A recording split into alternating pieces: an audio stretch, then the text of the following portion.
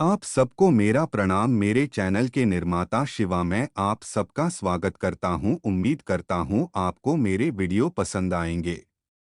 Channel को subscribe करें और लाइक करें, शेयर करें। धन्यवाद। श्री कृष्ण अर्जुन को डोट ज्ञान देते हैं। इस आधुनिक युग कलियुग में पशु हत्या, नशा और कई अन्य प्रतिकृल गतिविधियां हर जगह पाई जाती हैं। इसलिए योग अभ्यास के लिए उपयुक्त स्थान ढूंढना, विशेषकर अष्टांग योग, राजयोग, हठ योग आदि के लिए बहुत मुश्किल है। इसलिए कलियुग में भक्ति योग अनुशंसित प्रक्रिया है, जिसमें ध्यान महामंत्र के जप के माध्यम से किया जाता है। हरे कृष्ण कृष्ण कृष्ण हरे हरे, हरे राम राम राम हरे हरे। महामंत्र का जाप इतना शक्तिशाली और पावन होता है कि जहाँ भी इसका जाप किया जाता है वह उस स्थान को शुद्ध कर देता है। इस प्रकार भक्ति योग प्रक्रिया का अभ्यास किसी भी जगह पर कहीं भी किया जा सकता है।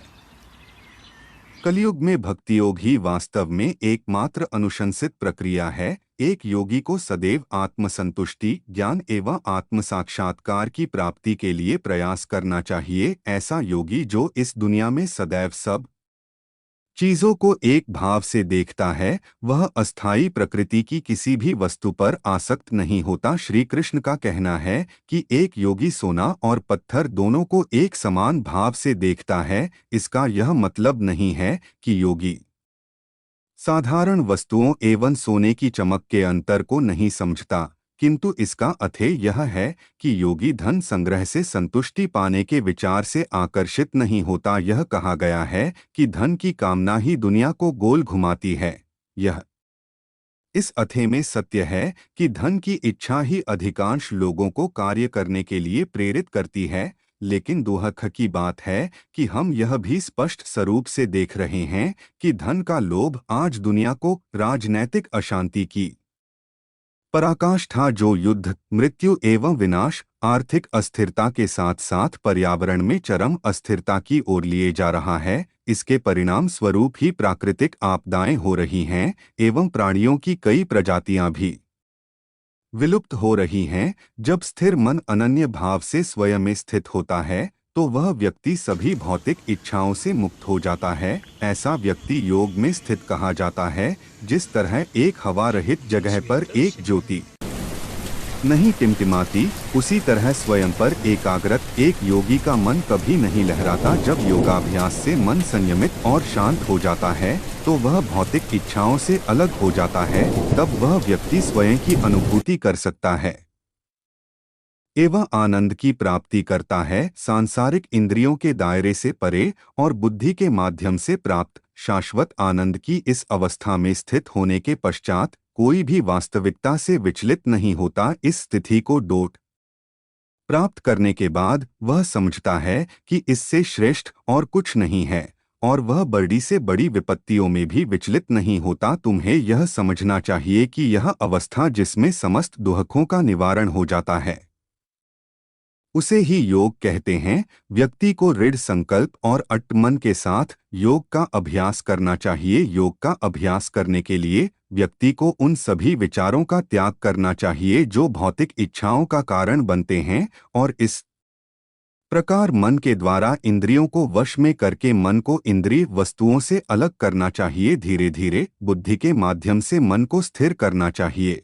और उसे केवल स्वयं आत्मा पर केंद्रित करना चाहिए, कहीं और नहीं। मन का स्वभाव चंचल और अस्थिर होता है, फिर भी व्यक्ति को अपने मन को भटकने से रोककर उसे अपनी आत्मा के अधीन में लाने का प्रयत्न करना चाहिए। परम आनंद उस योगी को प्राप्त होता है जिसने अपने जुनून को डोट वश में कर लिया है, जिसका मन शांत है, जो बुरे व्यसनों से मुक्त है और जो सदैव आध्यात्मिक धरातल पर स्थित रहता है। इस प्रकार योग के निरंतर अभ्यास के माध्यम से एक योगी जो भौतिक संदूषण से रहित है, परम सत्य के संपर्क के माध्यम से शाश्वत परमानंद की प्राप्ति कर सकता है। योग के अभ्यास के लिए मन का नियंत्रण सर्वोत्कृष्ट है। समस्या स्वयं के मन के स्वभाव के कारण ही उत्पन्न होती है। मन का स्वभाव चंचल और अस्थिर है, यह सदैव इधर उधर भटकता रहता है और एक इंद्रिय वस्तु से अगले वस्तु तक जाता रहता है। नींद में भी मन का भटकना सक्रिय रहता है, लेकिन श्री कृष्ण कहते हैं, एक योगी को सदैव अपने मन को उच्च चेतना के नियंत्रण में रखने का प्रयास करना चाहिए। वास्तव में यह योगी के लिए सबसे बड़ी चुनौती है, जिसका उसे सबसे पहले सामना करना पड़ता है। कुछ पश्चिमी दार्शनिक प्रणालियों में मन की कल्पना स्वयं के रूप में की जाती है, लेकिन योग में यह उचित नहीं है। मन को योग में आंतरिक इंद्रिय कहा जाता है। शरीर की इंद्रियां जैसे दृष्टि, ध्वनि, स्पर्श, सूंघना एवं स्वाद बाहरी वस्तुओं के साथ जुड़े होते हैं और मन संकाय के रूप में कार्य करता है, जो अंतःइंद्रिय अनुभवों का तात्पर्य समेटकर प्रस्तुत करता है। लेकिन योग में आत्मा की कल्पना एक तत्व के रूप में की जाती है, जो मन और शरीर से स्वतंत्र होता है। इसलिए योग के ज्ञान के अनुसार शरीर और मन की मृत्यु होने पर भी आत्मा की मृत्यु नहीं होती। यह बिल्कुल कुछ अलग सा है। योग प्रणाली के भीतर कई बाह्य पद्धति, बाहरी प्रक्रिया हैं, जैसे कि उपवास करना, एकांत स्थान में रहना, जो मन के नियंत्रण में मदद करते हैं।